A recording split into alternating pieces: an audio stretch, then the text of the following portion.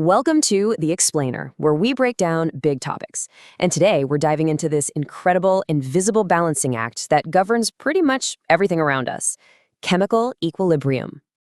Okay, so let's jump right in. Just think about this for a second. Every single breath you take, yeah, that one, it's part of this giant, delicate dance. We breathe in oxygen and we breathe out carbon dioxide. At the same time, all the plants out there are doing the exact opposite. Now, this isn't just a one and done kind of thing. It's a constant back and forth, always seeking balance. And that right there, that's the very heart of chemical equilibrium. And this really gets to the core of it, doesn't it? The simple, automatic act of breathing connects us to this massive planet-wide state of equilibrium. It's a perfect example of a process that doesn't just, finish.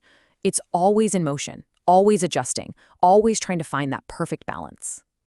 So if reactions like breathing don't actually stop, what in the world are they doing?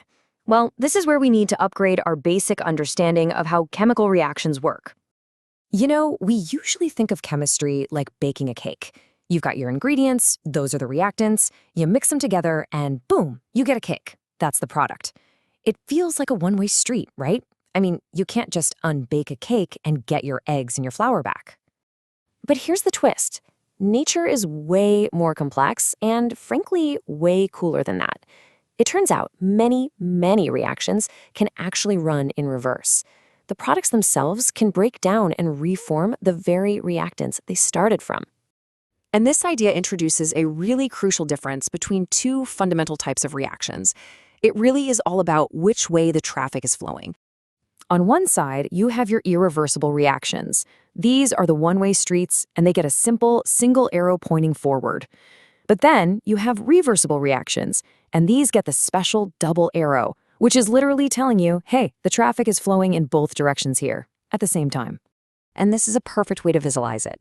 If you heat calcium carbonate in an open flask, the carbon dioxide gas that's made just escapes. Poof, gone. The reaction's over, it can't go back. But now look at the closed flask. The CO2 is trapped. It has nowhere to go. So it starts to recombine with the other product, and you actually start reforming the original substance again.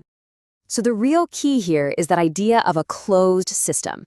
When nothing can get in or out, you force the reaction to sort of have a conversation with itself, and eventually it finds that perfect point of balance. All right, so the closed system is what lets this balance happen. But what does that balance actually look like? What's going on at the molecular level? Let's dive into one of the most important concepts in all of chemistry: dynamic equilibrium. Okay, this is absolutely crucial. When you hear the word equilibrium, do not think stopped. It's not stopped at all. It is dynamic. Think of two kids on a seesaw, perfectly balanced. They haven't vanished, right? Their forces are just equal. It's the same in chemistry. The forward reaction is making products at the exact same speed that the reverse reaction is turning them back into reactants. And what's so cool is you can actually see it happening over time on this graph. At the start, the forward reaction is going super fast, but it slows down as the reactants get used up. Meanwhile, the reverse reaction starts at zero because there are no products yet, but it speeds up as more products are made until, bam, they meet. The rates become equal. That flat line you see, that is equilibrium. So, this special state has some clear rules of the road. It has to be in a closed system, the reaction is always running, and because the speeds are perfectly balanced, the total amount of reactants and products you can measure just becomes constant. They don't change anymore. Now, this is all great, but how do we actually describe this with numbers? How do we know where that balance point is for any given reaction? Well, thankfully for us, two scientists way back in 1869, Goldberg and Waj, gave us the rule book. They figured out how to define this state of equilibrium with math. And it all starts with something called the law of mass action. Now, it sounds complicated, but it's a really simple idea. It just says that the speed of a reaction depends on how much stuff you have. The more concentrated your ingredients are, the faster they're going to react. Makes sense, right? So here's how we get to that magic number, KC. It's really just a beautiful piece of logic. First, you write an expression for the speed of the forward reaction. Then, you do the same for the reverse reaction. Now, what do we know about equilibrium? The speeds are equal, so we set those two expressions equal to each other.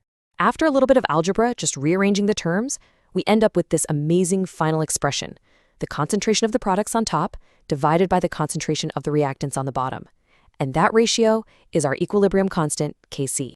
And this little number, Kc, it's not just for show. Oh no. For a chemist, this thing is like a crystal ball. It has some serious predictive power. Just by knowing the value of Kc, we can predict exactly what the final mixture of a reaction is going to look like when it finally settles down. We know if we'll end up with mostly products, mostly reactants, or something in between.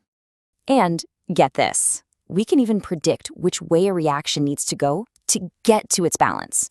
We do this by taking a snapshot of the reaction at any moment. We call that snapshot the reaction quotient, or QC. Then we just compare our right now number, QC, to the final destination number, Kc. If our QC is smaller than Kc, it tells us the reaction needs to make more products to catch up. So it's going to keep moving in the forward direction. So here is the ultimate payoff. It's a pretty simple guide. If you have a huge Kc value, that means the reaction really favors the products. It goes almost to completion. If you have a tiny Kc value, the reaction barely gets going at all, and you're left with mostly reactants.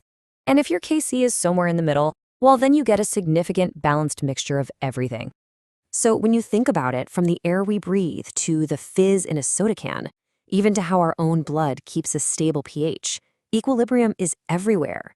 It's this silent, dynamic force that's constantly keeping the world in balance. It's not an endpoint. It's a constant, beautiful, and predictable balancing act.